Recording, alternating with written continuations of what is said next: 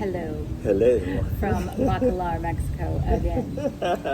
As you can see, I've given up on any form of hair dryer or makeup for that matter. Like, I found a barber. Oh, yeah. Oh, my goodness. Yeah, no, he got he tightened up. didn't. He got tightened up. Man. Wow. You say that, al guapo. Anyway. That's funny.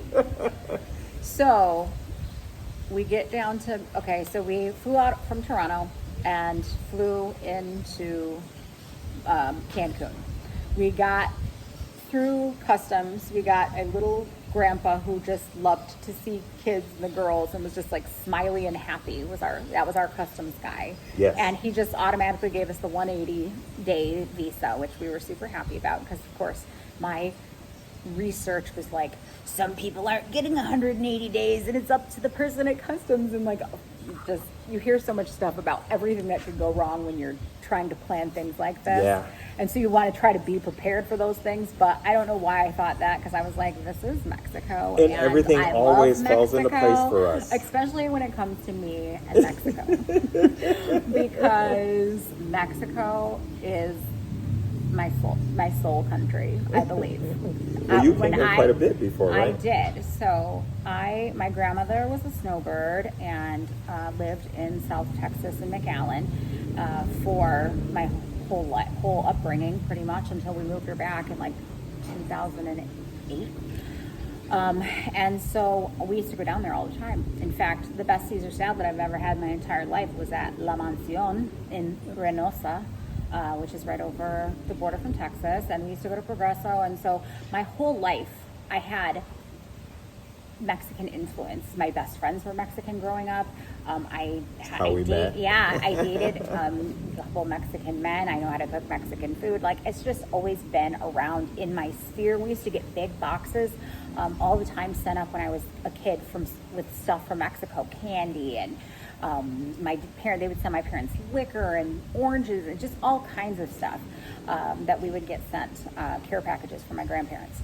And so when I came down to Mexico, like the Yucatan part of Mexico for the first time in 2011, when I got my master's degree, my mom brought me down as a celebratory trip. I absolutely fell in love. And since then I've been trying to get back, and we came in 22, I think it was? The end of 22, just before my surgery. And we had a fantastic time, stayed at the Hard Rock. So fun. And all inclusive. It was great. Yeah, it was beautiful. And thanks to my brother and sister-in-law who gifted us that trip. We had a great time with them, and it was just fabulous. But with that said, we had never really experienced, you don't really get a good experience of the people of Mexico by going to an all-inclusive resort. I'm pretty sure everybody knows that. And so that's what we were really looking forward to on this trip. Yes. And so I booked us a little place because, like I said, I hadn't booked this place. This place started September the 1st was when we were supposed to check in here. Mm-hmm. And so I booked us a little place for 4 or 5 days? 5 days. Mm-hmm. 5 days. Prior. And it was very close to actually this place, within walking distance, really. So the cool part before that is when we got off the bus, we met Walter. Oh, yeah, we didn't even talk about.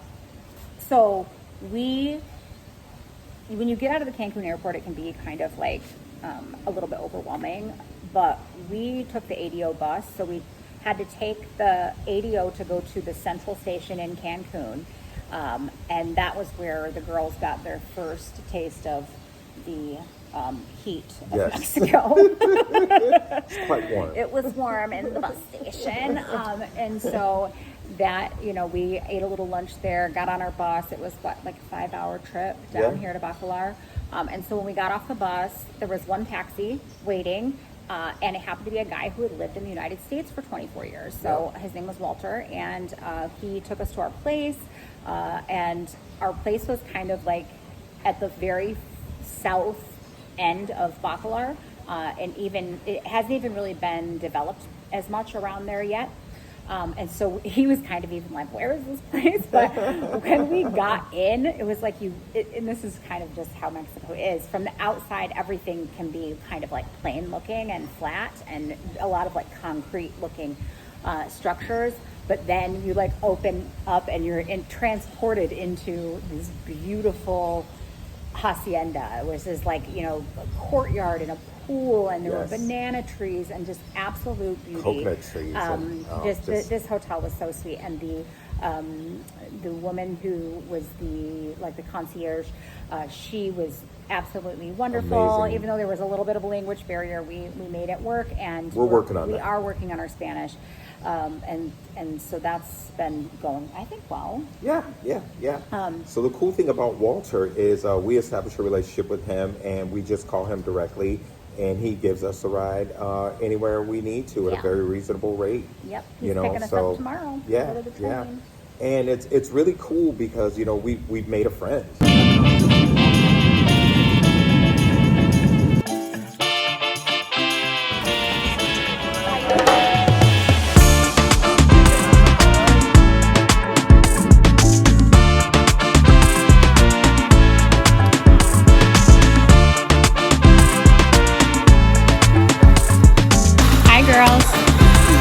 How you doing? I was saving the camera, girl. Do you like the pool? Yeah. Is it your favorite pool so far? Yeah. Is it? What makes it better? The lights at night and the deepness. Here's our little outdoor kitchen. Isaac and I made some guacamole and chips. How you doing, baby? It's reading it to me. Oh, is it? Yeah. Nice. Isaac has discovered Google Translate. We have our little kitchen here. But it's gracias. Did you? Oh, you already got the drinks? All right, toast. To our first dinner in Mexico.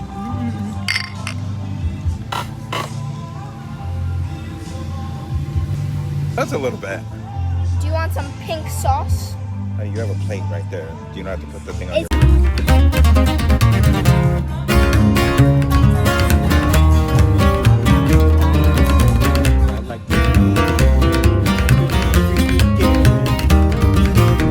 Yeah, it probably is.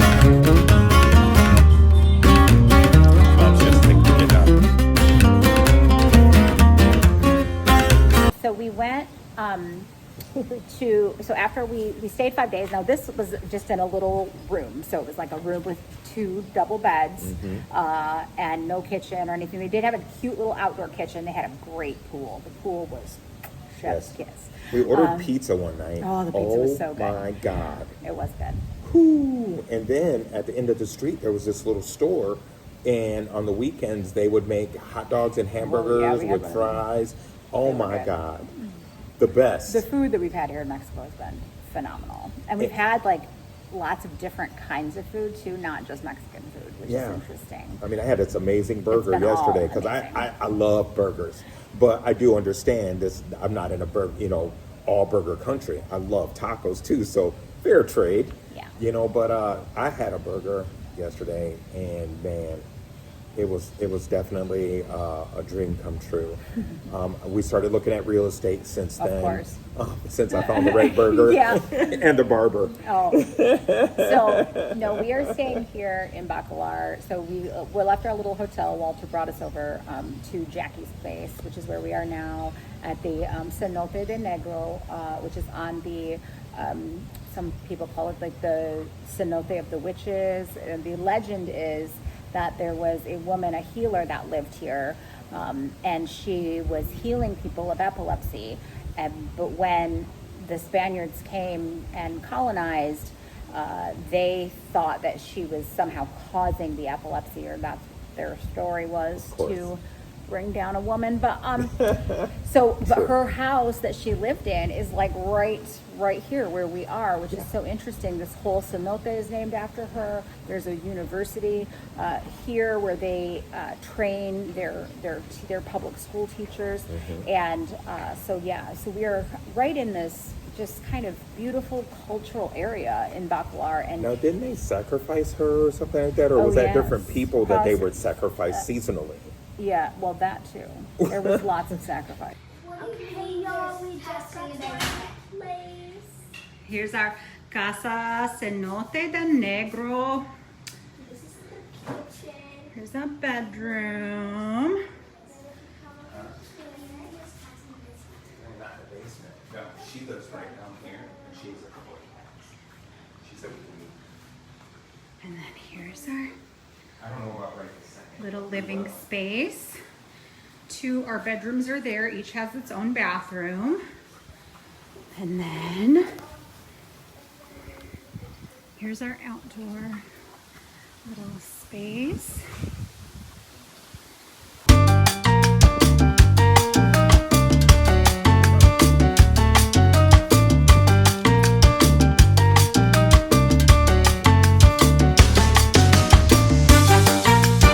Did you say emotional damage?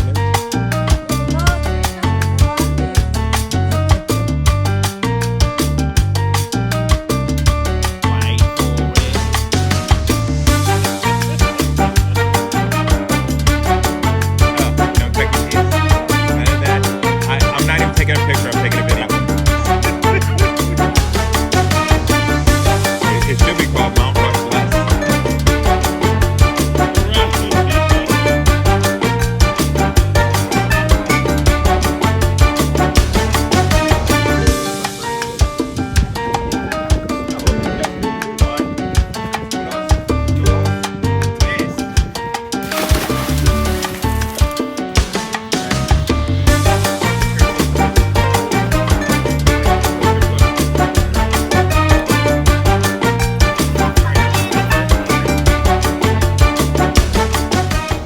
We learned a lot because we went on a boat tour. So we met Yes. another gentleman that was referred to us by Jackie.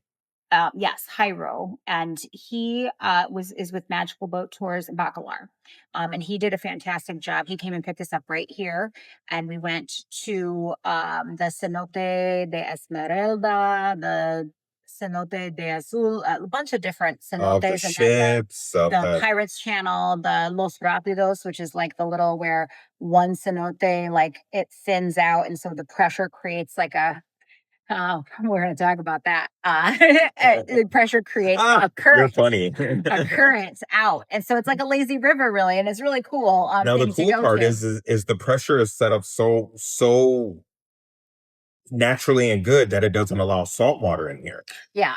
You know, so yeah, Bacalar is a completely fresh water, and it's clear, connected to crystal the clear, sea. and it's blue. It's this 7 colors, yeah, right? the Lagoon of 7 colors. So it is, and it's even more than that, I'm sure, because I've Well, seen I feel like lots of colors than we'll that. be showing pictures and photos. You know, we'll be sharing that. So so the boat tour, really good guy, you know, told us a lot of the history. There were some struggles we had a little bit on the Los Rápidos part, just because trying to go like swim against the current with the girls and with you. It was a little bit. I had to play. Me and Jairo were like the lifeguards. Jairo was my hero. You know, so he's definitely named for saving. You know, Yeah. one would say I owe him. So I was in my life jacket and I got stuck in the current. I'm not the greatest swimmer or anything like that as of yet. But I was trying to get out of it, and I was just stuck. I mean, I wasn't going anywhere, you know. So I was sitting there, and of course, Liz came to help me. Now, Elena was with Emmy. They were shored up on the side, and so then, Hero, my hero, came out as well, and I had to hold both of them, and they had to swim me out of it. Then she had to swim back in. To make sure that the girls was going to be okay, and it was just quite the experience. We got our workout. Let's just say that.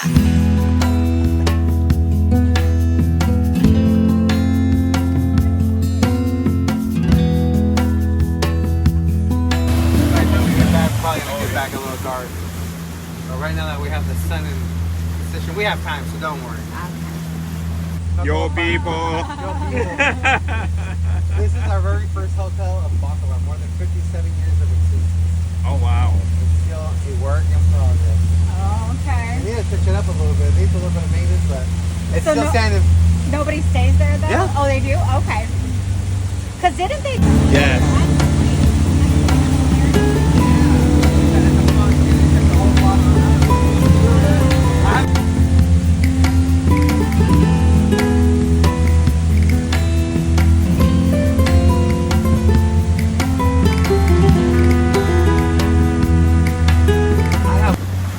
So it goes from a mere to a 90-meter drop instantly, 10 meters in, 218 meters. Wow. We were trying to guess. So right here, it doesn't look so deep. It's not. He said it's like a meter deep here. Really? Yeah, and then it drops off. All right, you guys Drops go for off it. over here? You guys, this is our second cenote. This cenote is 214 meters in diameter. That's how big it is wide. And it is 324 meters deep. That's how deep it is. Wow.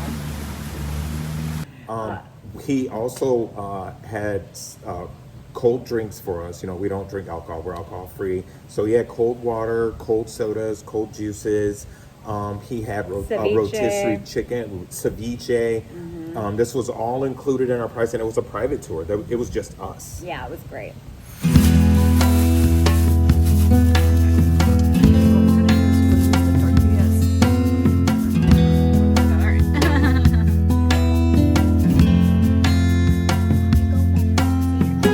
Yes. You know, and it was really cool because And we we were really out got there to for know like him. 6 hours. Yeah, yeah, He told definitely us worth all it. of the history of all of the, you know, of Bacalar and all of the, just like showed us on along the way of where we were, and yeah, he's the guy to know. And this is a cormorant. This is a duck. This duck has two abilities. It can fly, as you can see, and also it is a scuba diver. It can hold for 12 minutes underwater while it hunts. Wow. We're gonna see a couple of them right now. That is so cool.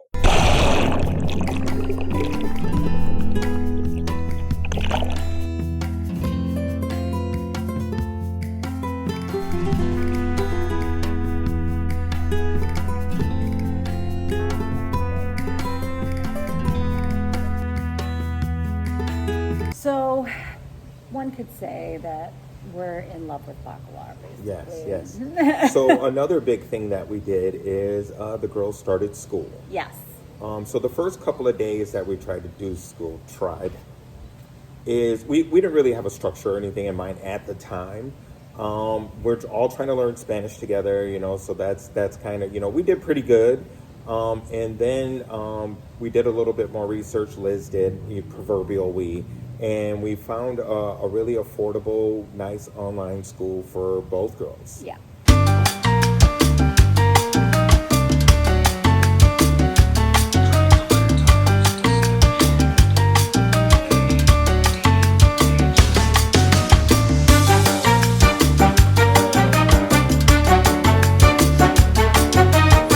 And they're doing really well. You know, we had their major first day on Friday, and this coming Monday they'll have their next day of school, and we've set it up to where they have 4 days of school, and we give them a day break in the middle of the week. Yeah.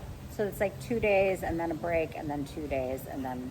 And our goal is to go do something on that day that has something to do with their school or what they're studying or something like that, you know. And you know, a lot of things stick better when it's hands-on. Yeah, and it's not like a traditional 9 to whatever 3 school day either. No, It's like no. it's probably 2 to 3 hours of actual like work, and then we'll do something. Our plan is to do something in the afternoon that ties into the lesson. So like this week we put together a big puzzle of Mexico and talked about Mexican history and talked about like the things that grow here and the things that the people and the different influences across history. And so that was really interesting. So that's kind of the way that we're structuring it. One of our big things was we don't want them to feel like this capitalistic cog where they're just going to school for 8 hours and then regimen. coming home and then, you know what I mean? Like we're meant Be here to be this time more or you're free. in trouble. Yeah, and having to sit still and not explore the world and like learn everything hypothetically and not in real life. I would much rather them be able to, learn the fundamentals through the online curriculum, but then get out and experience have the the real life actual world. experience. Yeah.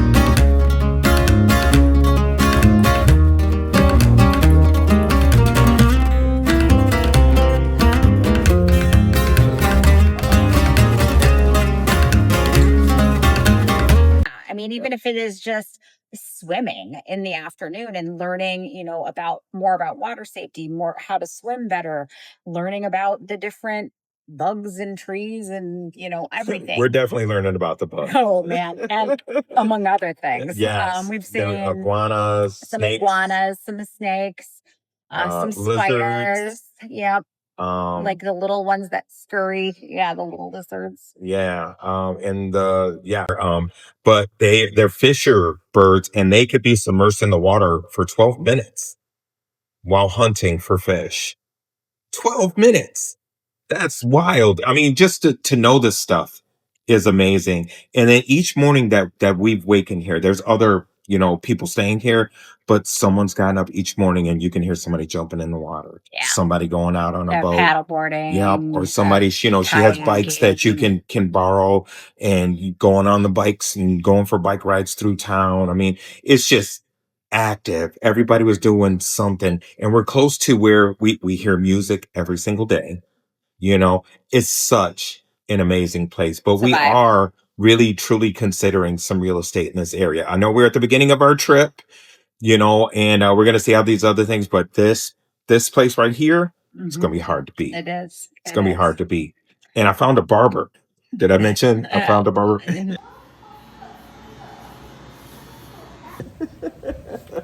I'm really happy about that because it's a challenge. A lot of people like to be comfortable. The barber I had, BW in Michigan, he come out here for years, and I miss you, big dog, but this guy here, he did it very differently, and exactly, I just showed him a picture on my phone. He didn't speak English, and we communicated enough, and he did it. Yeah. So we are headed to, we're going on the Maya train tomorrow, so that'll be in our next video about Playa del Carmen. So stay tuned for that. Yeah. So we're headed back up the coast of the Yucatan.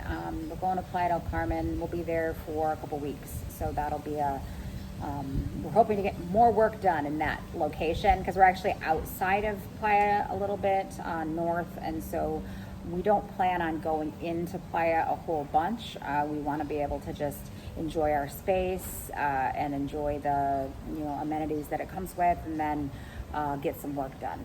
Yes, and our goal here is to help people figure out how this is actually doable. Yeah. You don't have to be a millionaire or anything like that. You just have to have the desire to do it. Yep.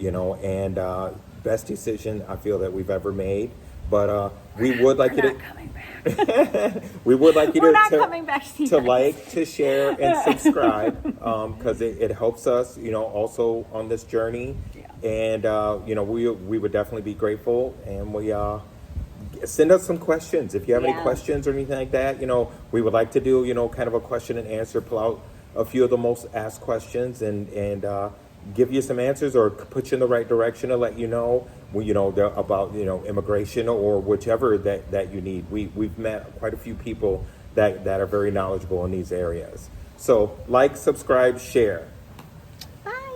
Adios. Adios.